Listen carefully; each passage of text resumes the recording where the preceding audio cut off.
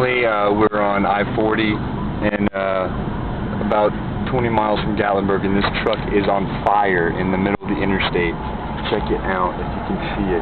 There's a ton of smoke. It's ridiculous. And it is right there. Looks like a semi, what I can tell, and there are flames. And I am getting as far away from this bad boy as possible because it is glowing right now.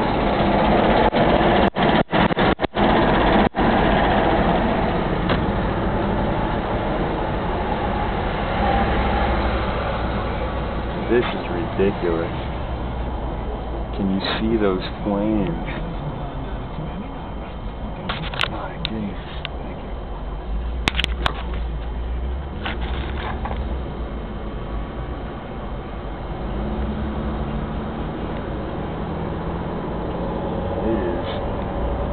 It is just ridiculous. I'm praying that there was no one in that truck. But I want to get past this thing as soon as possible before this thing explodes.